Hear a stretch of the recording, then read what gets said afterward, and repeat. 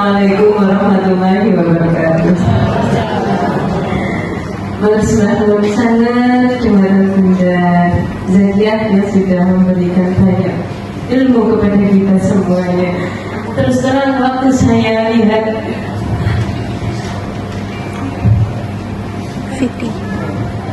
video anak yang diseret sama HP, saya menangis benar. Terus terang karena sangat sesuai dengan keadaan yang ada pada saat ini. Tidak jauh, anak-anak saya sendiri juga begitu. Tapi untung, alhamdulillah, masih alhamdulillah, dalam satu hari tidak sampai lebih dari 3 jam insya Allah. Tapi saya di sini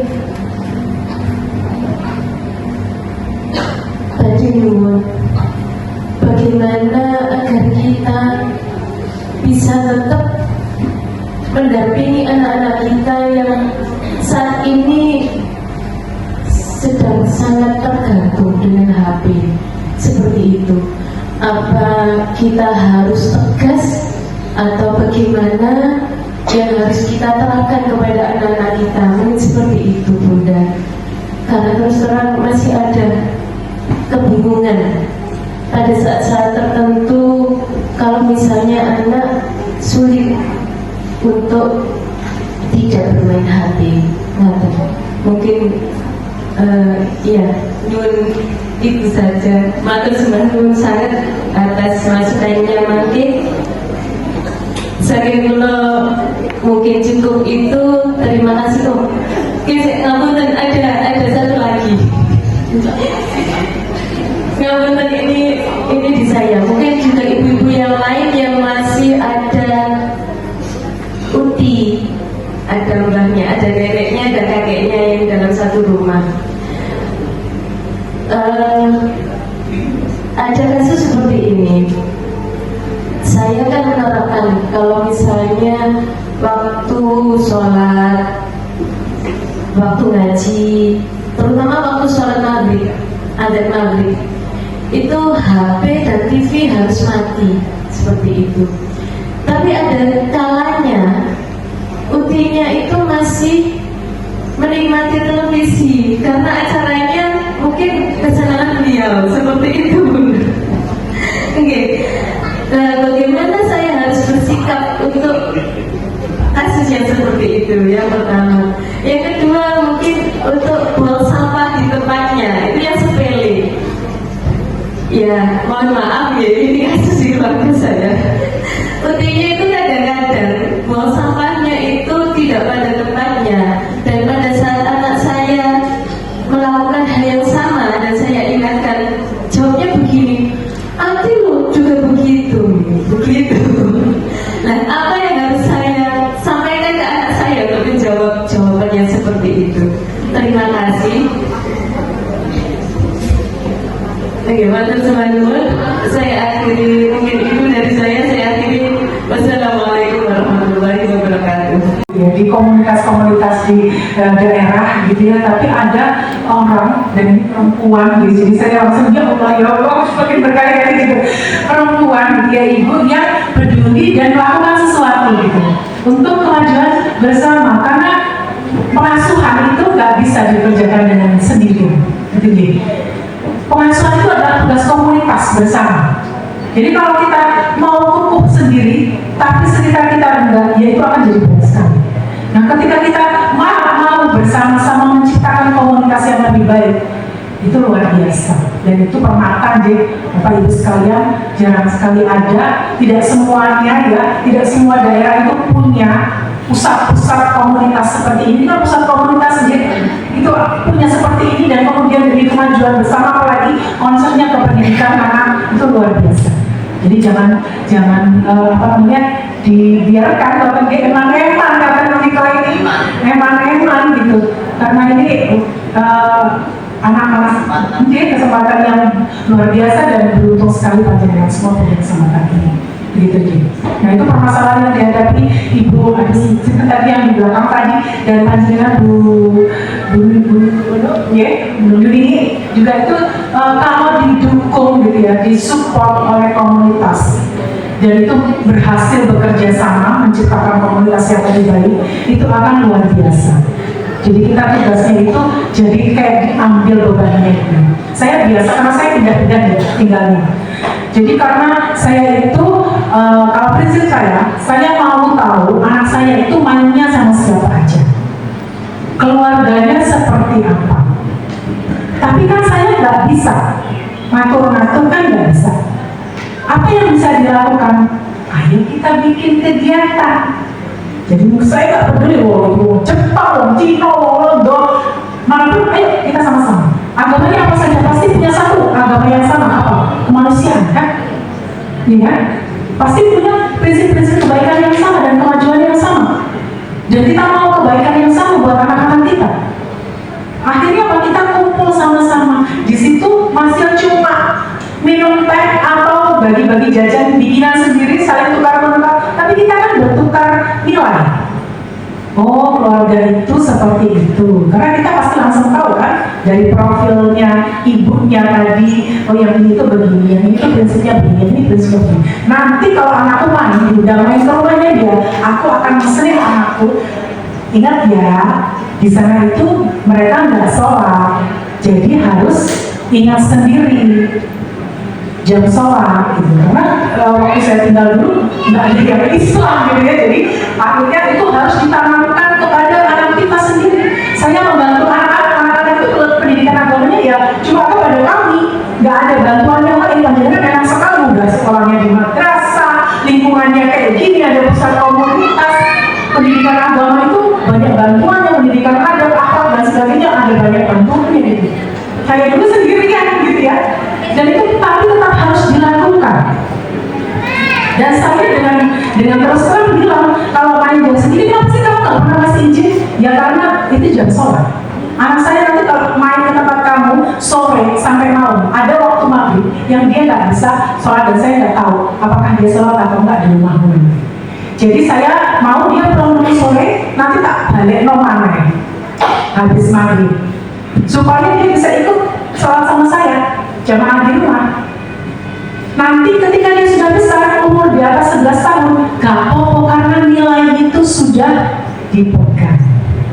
Jadi dia akan selalu ingat saya yang kayak corong kalau jam sholat gitu ya. Dia diingat tanpa sadar, dia akan selalu ingat, ini ibu pasti jam ngomel jam segini. Jadi sebelum nanti aku ditanya, aku sholat dulu aja. Artinya semua itu dari kita, dan itu harus ada konsistensi deh.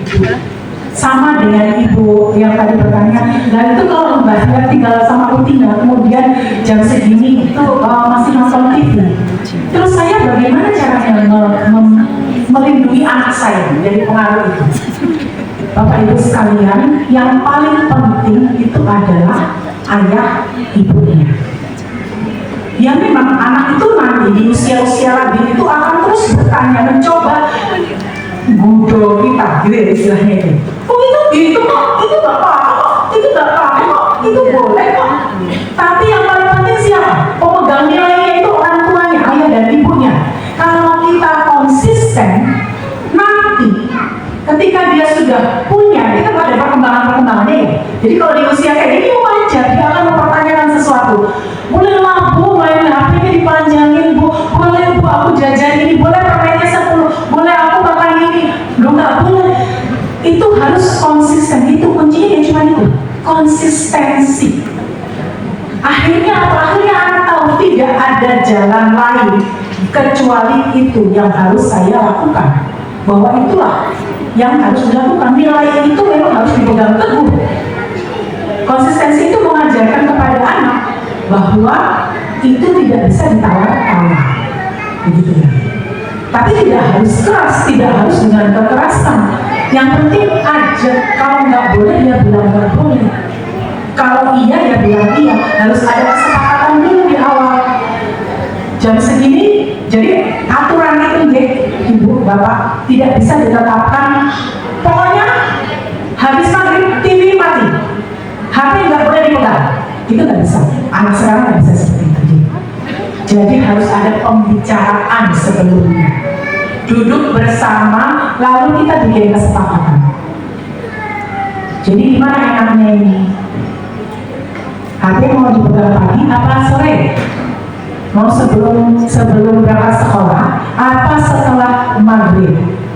Mau sebelum maghrib asar atau setelah isya setelah belajar ngaji semua selesai? Mau pilih yang mana? Jadi bikin kesepakatan. Artinya anak itu kan dihargai, didengarkan. Jadi bikin aturan itu jangan sampai kayak gitu semua teman diktator gitu ya. Anak sekarang nggak bisa karena semua informasi itu sudah luar biasa. Dia tahu aku punya hak, temanku yang lain boleh, kenapa aku nggak boleh? Jadi kita harus memfasilitasi aspirasinya, mendengarkan yang dirasakannya, gitu ya, bikin kesepakatan. Oke, kalau misalnya nanti kamu sudah HP-an sore, terus nanti ternyata malamnya HP-an, konsekuensinya apa? Bukan hukuman, istilahnya jangan hukuman. Kalau hukuman kan kayak momok gitu ya, orang tua ini sesuatu yang menakutkan gitu kan. Tapi konsekuensi artinya dia diajarkan apa? Bertanggung jawab. Ada kesepakatan. Ya wes. Kalau sebelum maghrib ya udah 1 jam ya sebelum maghrib asar. Nanti kalau habis isya terus ternyata colongan, ibu nggak tahu, ayah nggak tahu, gimana? Ada yang tahu atau lain tapi konsekuensinya? Kalau saya dulu pertama perda aja bikin konsekuensinya, bikin kesepakatan. Ya sepakat ya, main HP-nya begini 1 jam. Kalau nggak bisa nanti dikurangi hari berikutnya nggak boleh main, atau dikurangi setengah jam, bikin kesepakatan gitu ya. Setuju? Setuju. Besoknya dilanggar. Kan sudah dikasih tahu, kita sudah sepakat. Jadi kita nggak perlu ngomong-ngomong kan? Itu sudah dibantu loh kita. Loh, gimana sih? Kan kemarin sudah sepakat. Jadi terus gimana ini enak? Bikin kesepakatan lagi. Ya memang begitu. Kalau ini proses, kalau dia nggak bisa ingat tempel, tulis kontrak ya, aku namanya siapa, putranya G, umur berapa, tanggal lahir berapa, sepakat dengan ibuku. Pertama dibikin begitu supaya resmi gitu ya, jadi dia tahu bahwa ini beneran gitu. Sepakat dengan ibuku, aku berjanji main HP tiap hari jam segini sampai jam segini. Nanti kalau enggak aku janji. Karena itu ketika kita melakukan janji itu nggak cuma verbal dan mendengarkan, tapi menulis juga. Kan itu memanfaatkan motorik, bukan cuma visual, auditorik, motorik. Akhirnya ingatan itu akan masuk ke dalam jangka pendek, terus menetap di situ. Jadi ingatan jangka panjang. Karena semua sensornya digunakan, bukan cuma mendengarkan doang. Makanya kalau pembelajaran itu harus menggunakan semua sensor, Bapak Ibu. Supaya apa? Supaya masuk ke ingatan jangka panjang. Tujuannya untuk nyampe ke sana, tapi nggak bisa ke sana kalau fokusnya kurang bagaimana caranya? Ya harus semuanya dimanfaatkan. Nggak bisa kalau cuma dengerin toh, nggak bisa kalau cuma lihat toh. Jadi dimanfaatkan semuanya. Gitu Ibu. Jadi jangan diktator, tapi menciptakan kesepakatan. Apalagi nanti kalau sudah besar harus diajak bicara terus gitu. Dan itu berkembang terus. Nah, gimana caranya gadget itu tadi?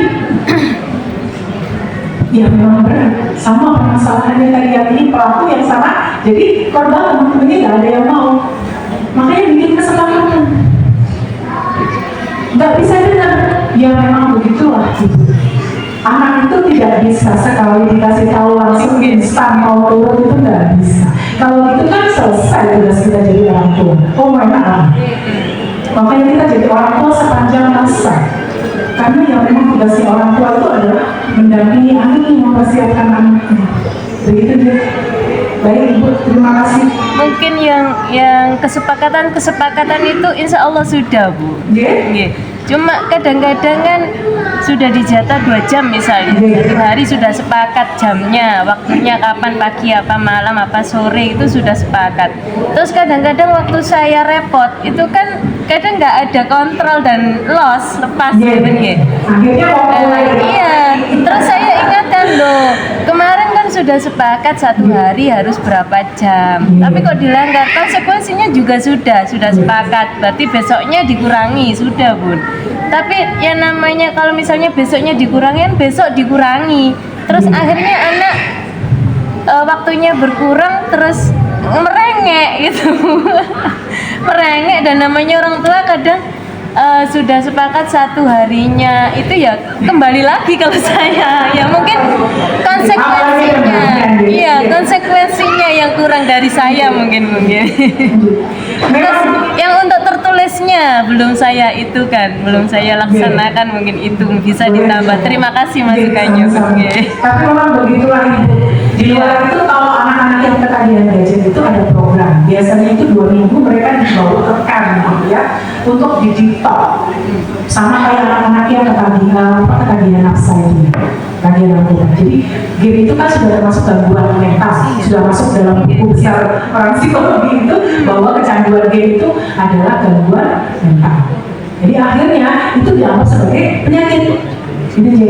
Nah, kalau pecandu rokok, pecandu alkohol, pecandu judi, pecandu gadget, gitu ya, game itu sama aja. Ketika dia berhadapan dengan lingkungan yang begitu lagi, dia akan tertrigger, terpengaruh, terpicu untuk kembali lagi. Artinya apa yang harus dikuatkan?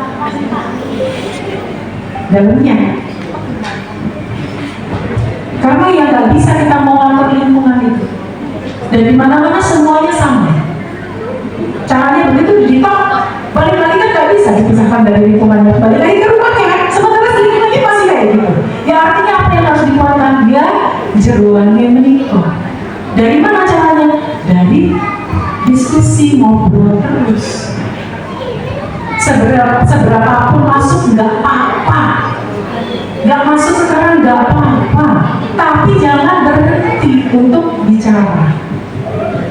Kita nggak tahu mana yang masuk ke dalam otak anak kita, ke dalam perasaannya. Gitu, Ibu. Terima kasih.